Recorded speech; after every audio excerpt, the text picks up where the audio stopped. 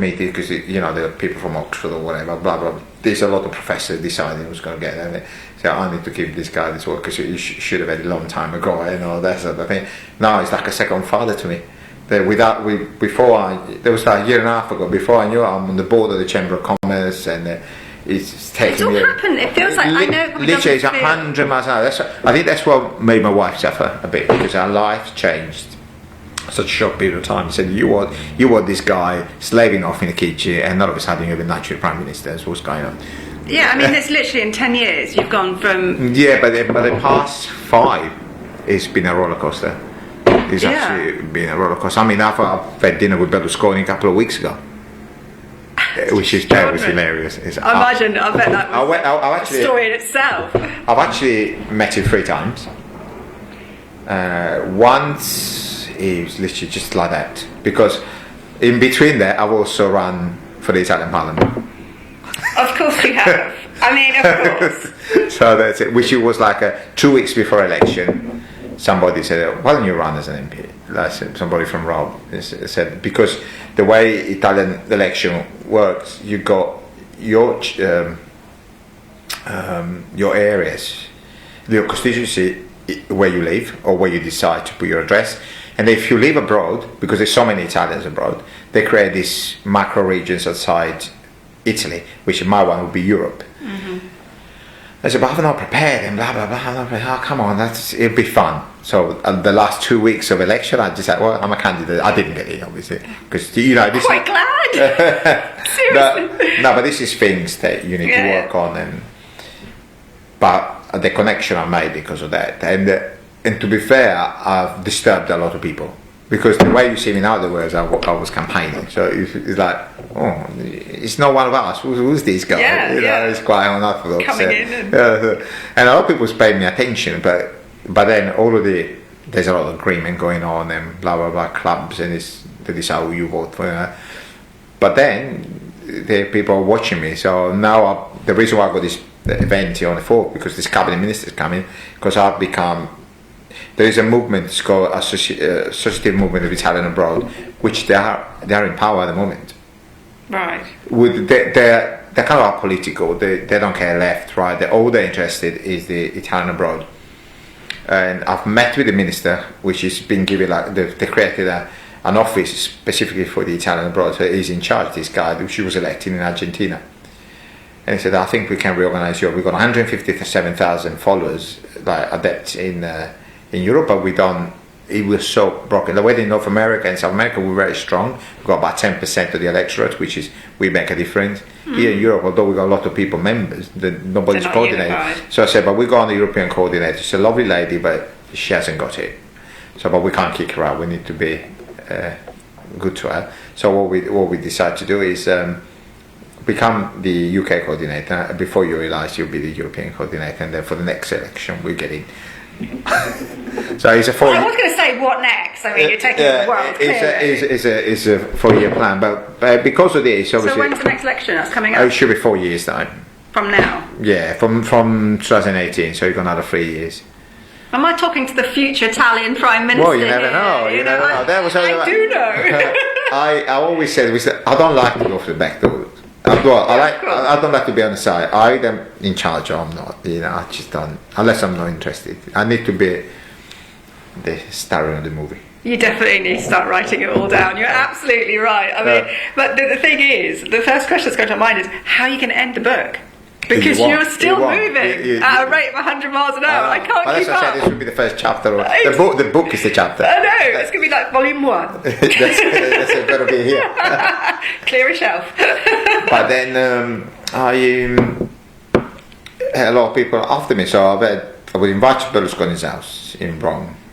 That's in private, so there was not pictures or things like that. And then I went through all of this group of people there who were asking me questions about me, see if I was exactly a person I portrayed to be, and blah, blah. And eventually I spoke to him. It's funny, it's just him talking, but all of this for him is like private meetings. He doesn't want, you're not allowed to take any phones and things, even in the house.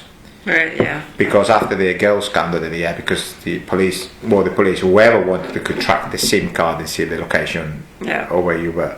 Yeah. So he doesn't want. But then I went back, I saw his number 2 in his business, which was crazy. Just he's like 78, but when he's 82, he must be the same age. I went to his office in Rome, and I started to talk with an old retired MP, which is inviting me there. I started to talk, and they said, and I mentioned someone. I come, believe it or not, in 1993, when Berlusconi started his political career, I joined his party, Forza Italia. I was really a kid. I was 17 years old. And it was the first club they set up. So I joined, I think my card number would maybe I was 63 or something like that. Oh my gosh, right. And I remember there was, because my uncle is a developer in Northern Italy, so he's very much involved, because that's the town where I grew up, is where Berlusconi started his business, when the first block of flats they built. The engineer, they helped him change the planning permission, because he had a planning permission, let's say, to do 10 stories, but this guy said, well, I think we can get 11 stories. Obviously for him, you're talking about an extra £10 million worth of revenue. So it's called Ingegnere Teruzzi, which then became the mayor of that small town. He was a good friend of my dad. Which, it feels like such a small world. I know. Sometimes I think, that's why I don't believe in coincidence. I think there's a path. Yeah. That one way or the other, you're going to follow that path. So I was talking to his number 2, his vice president, and he said, oh yeah, because I'm Monza, I was actually grew up in Brugherio, and then I moved to Cernusco. Oh yeah. I said, and I was a member of your first club. I said, what, Brugherio? I said, I don't believe you. He said, well, the chairman was Engineer Teruzzi, which is a good friend of my dad. I said, he was. He said, well, what do you say he was? He said, well, because he passed away last month. Because my dad told me. He said, so you did know him? I said, of course I did know. Back then he was like a river. He opened up. He started, engineer. Yeah, exactly. He's old man. So he trust you. He started talking. Then this guy's a piano player. I said, do you mind if I play the piano for a little bit? So I'm sitting there. Imagine the office like this. I'm sitting like this. This guy started to play the piano. 80-year-old guy started playing Bach. Or whatever. Lovely. I know. And I said, sorry, every morning I need to have my conversation with Bach. So I said, okay, that's fine. I love it. I love the eccentricity of it. I know, it's so funny. I said, let's have lunch. I said, he ordered some cold meats, because he said, we need to look, because there is this cured meat which is made out of beef, which is one of the healthiest things you can eat. It's completely lean. So, you need to keep your body in shape. And it's an 80-year-old man. Well, he's obviously managed it. Yeah, so it still works. So I said, okay, I'll speak to Silvio, and said, we'll organise a nice meeting in his house. So we went to the famous house of the Bunga Bunga party. It's a stunning place. I bet. Oh, he bought. I remember when I was growing up, regardless, because obviously everybody in the world only knows one part of Berlusconi's life. They didn't know what it was. His adventure going up. We lived 10 minutes away from my house, so we knew exactly what he was doing. But one thing, is your phone? That's fine. I feel sick. No. When he bought all of the historic villas in northern Italy, because the council didn't have any money, so they were going to knock it down and build council flats. Okay. So I've always been passionate about buildings. I love building. So I said, it's nice what he's doing. And I went in the first one he bought.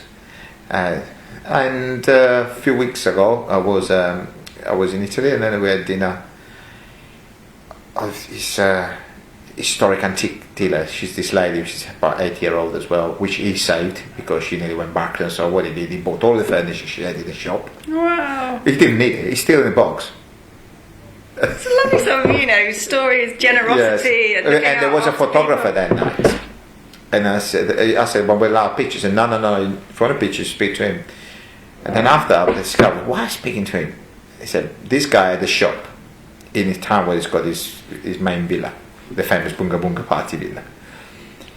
And now with the technology, all the photography shops are gone. So he went bankrupt, and he heard about it. So he said he had one of his attendants called him and said, you come with me. He said, every event I go, you'll come with me. Not that people's going to ask to have a picture taken with me. And I don't want anything, but people are going to have to come to your shop. You can charge them whatever. I'm sure you can charge them any money. Yeah. So every time I want a picture, they have 500 euros for it. But I sneaked in my phone, so I managed to take a picture, and I'll show you after. And he came down just to say hello to to this woman because it was her birthday. He was there for 4.5 hours. He saw him talking. But he's quite mesmerising, honestly, because people only think about the women's scandals. As a personality, he's clearly got something. He's a great communicator. Yeah, he's a great communicator. You know, my brother is a bank manager got 18 branches in northern Italy, and he was talking to someone that did business with when he started. He said, "But yeah, but I was going to do the podcast." So at one point he had some debts with this guy. This guy went to his office, and he, okay, it's fine, come. So this guy still told my brother, he said, I went to this office, I was there 2 hours, I came out smiling, happy, I still didn't get paid. I love people like that. I just spent that time and nothing got achieved. I want to collect the debt, and you think that I'll probably end up lending more money. But this is how he's managed to stay so long in politics, isn't it? Yeah. Even now, he's coming back. He's running for election. I know. Who would have thought after all of that he would come back? It's extraordinary. It's absolutely extraordinary. But so I think it is a nice case study. Forget about what you think, because there's a lot of debatable thing about his life, which is actually probably would do different, but. Yeah. I don't mean the girls. I don't think even the girls. It's like a sideshow almost, isn't it? Really? His man is divorced. Absolutely. They're all consensual girls. They knew what they wanted to go in. I know. It's funny that everyone's so sort of prurient about it, isn't it? You'd think, you're giving them €5,000 a night each. They constantly want to go there, give them houses and things like that. I don't think they were suffering going to his house. No, it's not. Because, and in all fairness, at his age, I don't think he was a sex beast. No, if he was, good on him. I think he was happy to watch them. But I mean, and obviously that's what they would do. That's how they earn their money. It's no disrespect. By the way, we can start talking about UF now. UF now, the Playboy guy. Oh yeah, okay, yeah. We can start talking about Prince Andrew when he disappeared in the United States with a 17-year-old on the boat. But it is the way of the world. Well, I don't know. I'm nobody to judge. That's all. No, I think it's always a sort of shorthand of being able to get at somebody, isn't it? It's the easiest way, rather than going through all of it. And don't forget, it's a media tycoon. Yeah. Obviously, in the show business, there's a lot of girls, and all the girls want to make a fast career in a country which is on their knees. It's the only business that still works. So. Yeah. So, but it's up to them. They were getting paid for it. So. But, economically, Italy's in a big trouble, isn't it? Don't even want to go there. No, so it's really bad. Really, really bad. So, gosh. So, I'm trying to think, is anything else? That was a roller coaster. Okay. There's a lot there. I mean, we talked about it a little bit on the phone. What is it you want to get? Is it just to record? At the moment, it's to record the story. Is that your way? I want to record it. I need to find a way to get it out there in a not funny way. It is quite funny. Yeah, it is quite funny. Yeah, in a funny way, but smart. Yeah. It's not a comedy book. No, and I think that's. But I think it's the way I am. I'm what you see. I'm very extrovert in certain way. It's contradictions, really. Yeah. Extrovert in some ways and not in others. Exactly, but then again, you might not know that somebody died yesterday. Yeah, exactly. It's what you say. I think it's funny, not funny ha. It's just the quirkiness, and it's that lovely. It's almost that way, sort of like the English like to think of the Italians. It's a nice Italian story. Yes, it is. But it's story. so. You know what? It's nice. It's that thing that I think, as an English person, I'm always very jealous of the Italians. That family thing. Yes. You know that you would help. Like your friends and your family. You would do anything. There's in our culture. Yeah. It's like now, for example, I'm involved. Like for example, on Christmas Eve, me and my wife and my son went to serve to the homeless in the Italian Institute of Culture. I'm very much involved in that. Yeah. So I've done a sleep out with Centrepoint in North Greenwich with my guys in the office. That's good to hear. We do all sorts of things. It's like I don't publish so much this, but I donate a lot of money especially to the Sant'Egidio community. The Pope does every year. Yeah. It's the same organisation, which is the only charity that nobody gets paid. Even the directors don't get paid. Well, that would be better with most charities. Yeah. I think that's the worst thing. The only one that they have to pay something is the doctors when they fly them over, and so there's a big problem. In UK, it's not taking off yet, but we do a lot. I mean, the Christmas dinner was amazing. The Christmas Eve.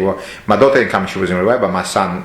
He's only 7-year-old. We helped us clean the table, and it's not just for homeless. It's people, disadvantaged people that are lonely, old people. So I like to do all of those sort of things. But I think that's something that's important to bring across, because it's not like karma, but like you help other people and it comes back to you. I don't actually think, I just...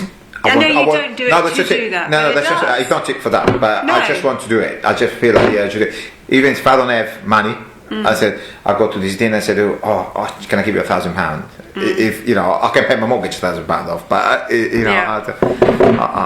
think that's nice, and I think that's. I just feel the urge of doing it. It's like I like to buy